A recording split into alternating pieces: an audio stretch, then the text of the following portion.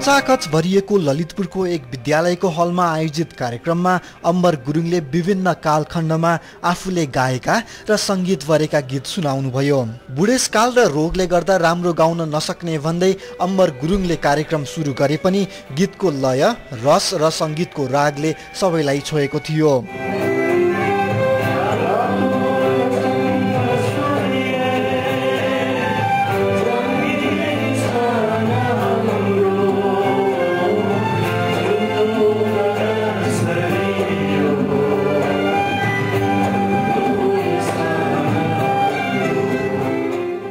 वरिष्ठ सङ्गीतकार गुरुङले बीच-बीचमा आफ्ना अनुभव र अतीतका क्षण समेत पस्कदै जानुभएको थियो।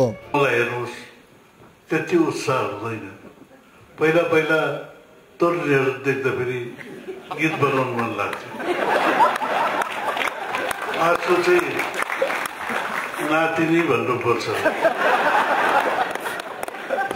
75 वर्ष अघि दार्जिलिङमा जन्मिनुभएका गुरुङ अनवरत रूपमा नेपाली साङ्गीतिक फाँटमा क्रियाशील हुनुहुन्छ।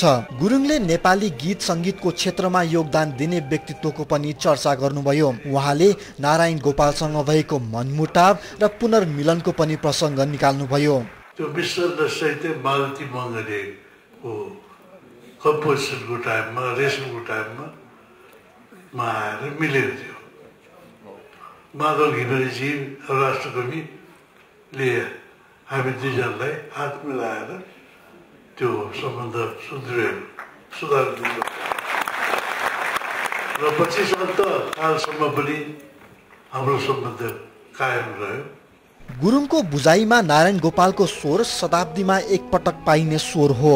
कहिले युवा त कहिले राष्ट्रप्रेमी त कहिले दार्शनिकका रूपमा प्रस्तुत हुनुभएको थियो गुरुङ।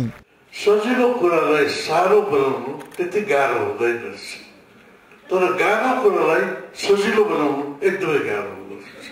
सङ्गीत तथा नाट्य प्रज्ञा प्रतिष्ठानका कुलपति अम्बर गुरुङ राष्ट्रिय गानका सङ्गीतकार पनि हुनुहुन्छ।